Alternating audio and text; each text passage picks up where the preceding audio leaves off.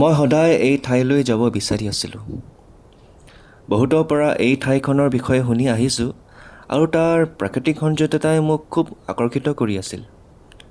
আৰু অৱশেষত জুক' ভেলী ওচৰৰ পৰা উপভোগ কৰাৰ সুবিধা এটা পালোঁ।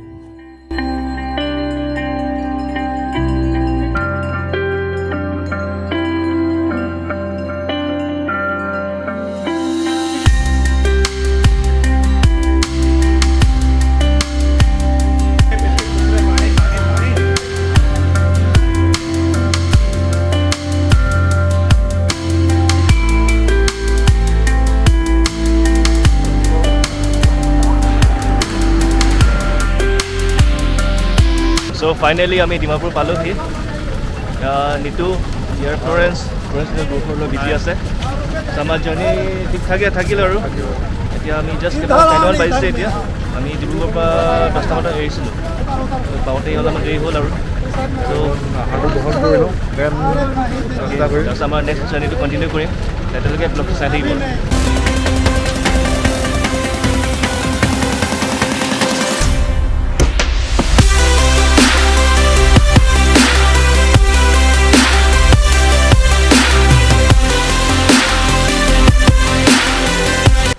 চ' বৰ্তমান আমি কহিমা আৰু ডিমাপুৰ মাজত আছোঁ আৰু কহিমালৈ যাওঁতে মানে পাহাৰ উঠিবলগীয়া হয়। চ' এতিয়া যি দেখিছোঁ মানে কুঁৱলী আপোনালোকেও দেখা পাই আছে, পূৰা কুঁৱলী আৰু এতিয়া অকণমান ঠাণ্ডা ভাৱ এটা গাত লাগি আছে আৰু চাগে ওপৰত আৰু গ'লে ঠাণ্ডা ভাৱটো আৰু বাঢ়ি যাব। যদি আপোনালোক প্লেনিং কৰে স্পেচিয়েলি জুক' ভেলীলৈ আহিবলৈ, গৰম কাপোৰ লৈ আহিব লগতে। তাৰপিছত পূৰা কুঁৱলী।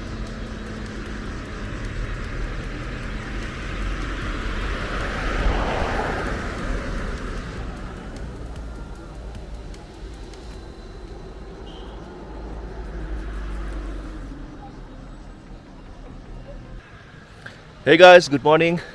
আমি আছোঁ এতিয়া জখমাত। জখমা আপোনাৰ ডিমাপুৰৰ পৰা অলমষ্ট 80 কিলোমিটাৰ দূৰত আছে। এণ্ড কালি আহি পাওঁতে অকণমান ৰাতি হ'ল, অলমষ্ট 8টামান বাজিলে। এণ্ড ৰাস্তা পদূলি অকণমান বেয়া কাৰণেও গাড়ীখন লাহে লাহে আহিবলগীয়া হৈছিলে।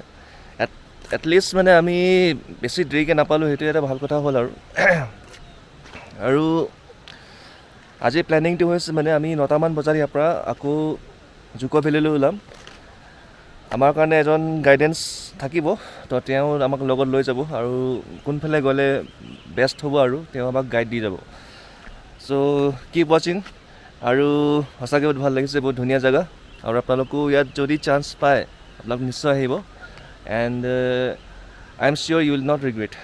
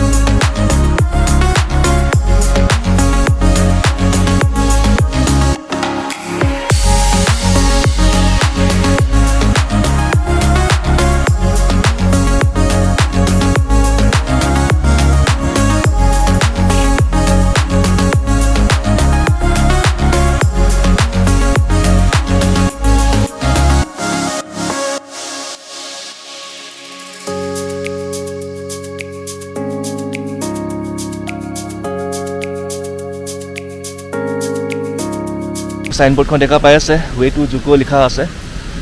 এতিয়া ট্ৰেক ইয়াৰ পৰা ষ্টাৰ্ট হ'ব আৰু আশা কৰোঁ যাতে বতৰটো এনেকৈ থাকে, না ৰ'দ ন বৰষুণ। চ' লেটছ গো। জানিব বিচাৰিছে যে জুক' ভেলী একচুৱেলি কিমান ওখত আছে। চ' ইয়াত লিখা মতে 8,300 ফুট ষ্টেপ টু জুক'। কথা কৈ দিব বিচাৰোঁ যে যদি জুক' ভেলীলৈ আহে তেতিয়া চব প্ৰিপেয়াৰ হৈ আহিব, গৰম কাপোৰ লগত লৈ নিব আৰু ট্ৰেকিং কৰোঁতে যাতে কিবা এটা খোৱা বস্তু বা ড্ৰিংকছ লগত লৈ আনিব বহুত দৰকাৰ হয়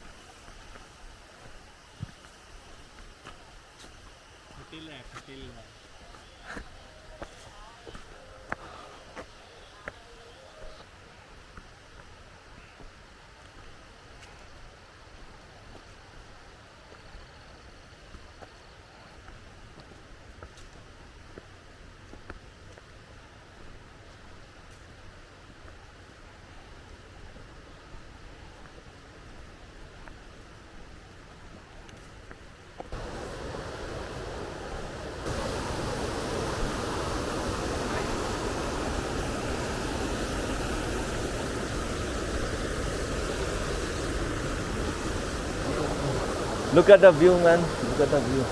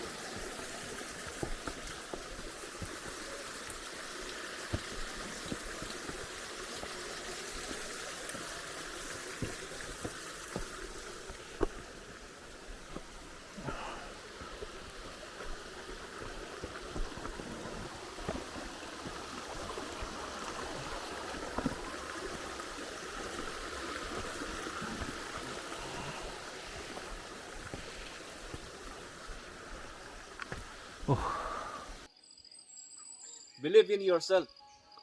Believe you can and you are halfway there.